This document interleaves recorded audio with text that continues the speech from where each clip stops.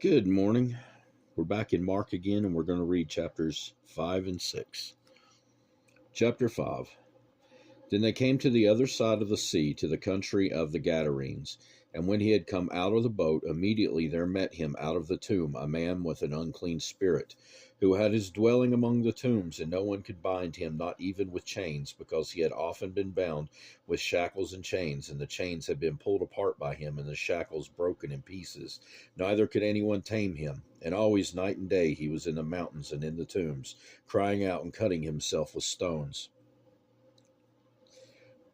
When he saw Jesus from afar, he ran and worshipped him, and he cried out with a loud voice and said, "What have I to do with you, Jesus, Son of the Most High God? I implore you by God that you do not torment me." For he said to him, "Come out of the man, unclean spirit." Then he asked him, "What is your name?" And he answered, saying, "My name is Legion, for we are many." Also he begged him earnestly that he would not send them out of the country. Now a large herd of swine was feeding there near the mountain, so all the demons begged him, saying, "Send us to the swine, that we may enter them." And at once Jesus gave them permission. Then the unclean spirits went out and entered the swine. There were about 2,000, and the herd ran violently down the steep place into the sea, and drowned in the sea. So those who fed the swine fled, and they told it in the city and in the country, and they went out to see what had happened. Then they had come, then they came to Jesus and saw that the one who had been demon possessed and had the legion sitting and clothed and in his right mind, and they were afraid. And those who saw it told them how it happened to him who had been demon possessed and about the swine. Then they began to plead with him to depart from their region. And when he got into the boat, he who had been demon possessed begged him that he might be with him. However, Jesus did not permit him, but said to him, "Go home to your friends and tell them what great things the Lord has done for you, and how he has had compassion on you." And he departed and began to proclaim in Decapolis all that Jesus had done for him, and all marveled. Now when Jesus had crossed over again by boat to the other side, a great multitude gathered to him, and he was by the sea. And behold, one of the rulers of the synagogue came, Jairus by name, and when he saw him, he fell at his feet and begged him earnestly, saying, "My little daughter lies at the point of death. Come and lay your hands on her, that she may be healed, and she will live." So Jesus went with him, and a great multitude followed him and thronged him. Now a certain woman had a flow of blood for 12 years, and had suffered many things from many physicians. She had spent all that she had, and was no better, but rather grew worse.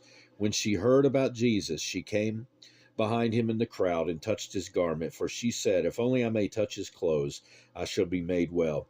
Immediately the fountain of her blood was dried up, and she felt in her body that she was healed of the affliction. And Jesus, immediately knowing in himself that power had gone out of him, turned around in the crowd and said, "Who touched my clothes?" But his disciples said to him, "You see the multitude thronging you, and you say, 'Who touched me?'" And he looked around to see her who had done this thing. But the woman, fearing and trembling, knowing what had happened to her, came and fell down before him, and told him the whole truth. And he said to her, "Daughter, your faith has made you well.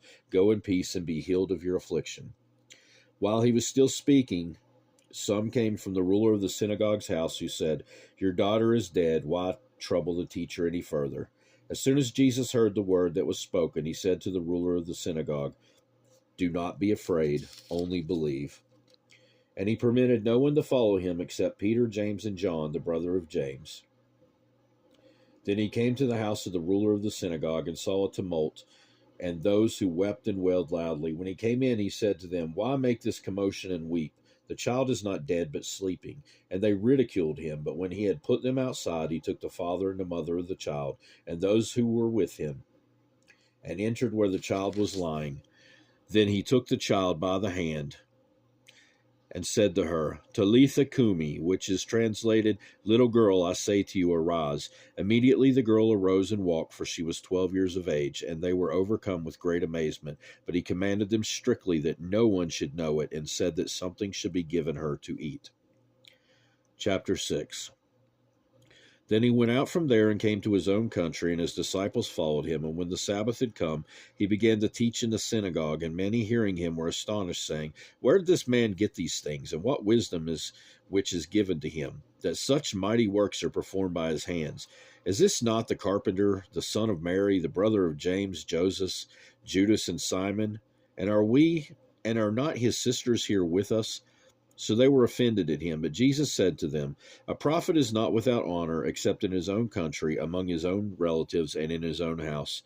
Now he could do no mighty work there, except he laid hands on a few sick people and healed them. And he marveled because of their unbelief. Then he went out of the village in a circuit, teaching.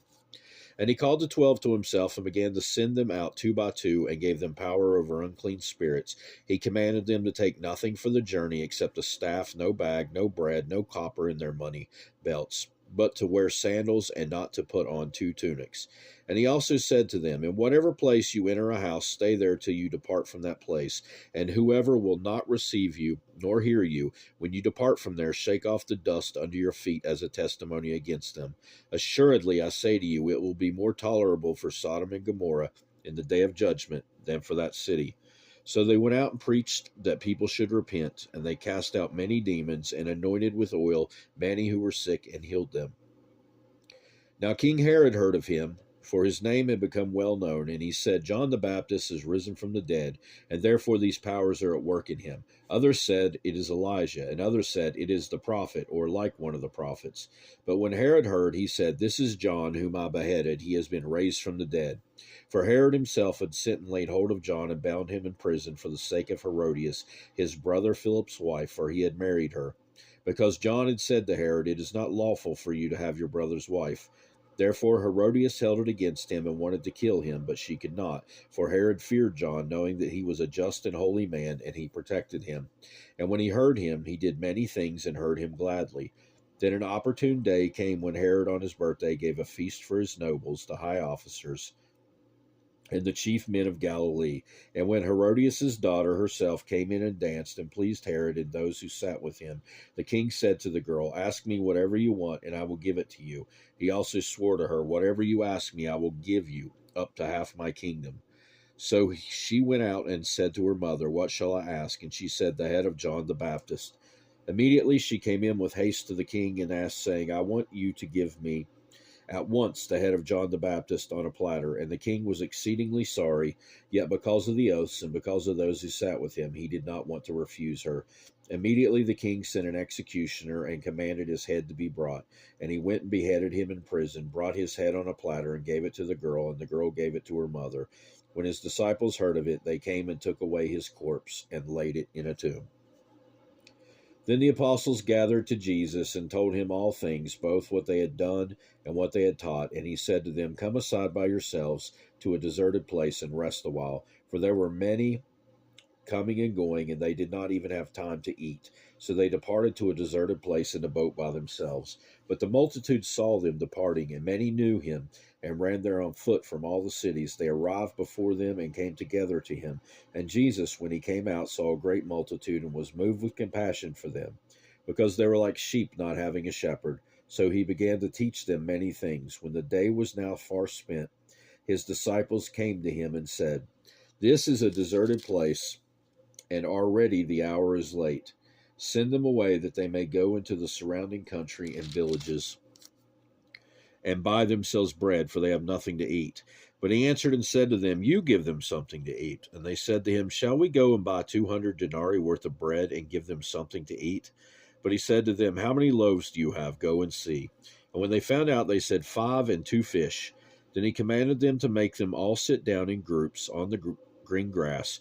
So they sat down in ranks in hundreds and in fifties. And when he had taken the 5 loaves and the 2 fish, he looked up to heaven, blessed and broke the loaves, and gave them to his disciples, and set before them.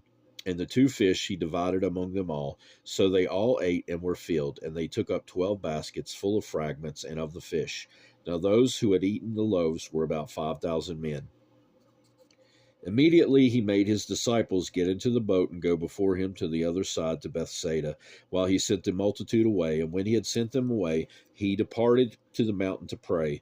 Now when evening came, the boat was in the middle of the sea and he was alone on the land. Then he saw them straining at rowing, and the wind was against them. Now about the 4th watch of the night he came to them walking on the sea, and would have passed them by. And when they saw him walking on the sea, they supposed it was a ghost, and cried out. For they all saw him and were troubled. But immediately he talked with them, and said to them, "Be of good cheer, it is I, do not be afraid." Then he went up into the boat to them, and the wind ceased, and they were greatly amazed in themselves beyond measure, and marveled, for they had not understood about the loaves, because their hearts was hardened. When they had crossed over, they came to the land of Gennesaret and anchored there. And when they came out of the boat, immediately the people recognized him, ran through that whole surrounding region, and began to carry about on beds those who were sick to wherever he was. Wherever he entered into villages, cities, or the country, they laid the sick in the marketplaces and begged him that they might just touch the hem of his garment. And as many as touched him were made well. That will again do it for this time. We'll carry on in the Gospel of Mark next time, God willing. And I hope you have a great rest of your day. Goodbye.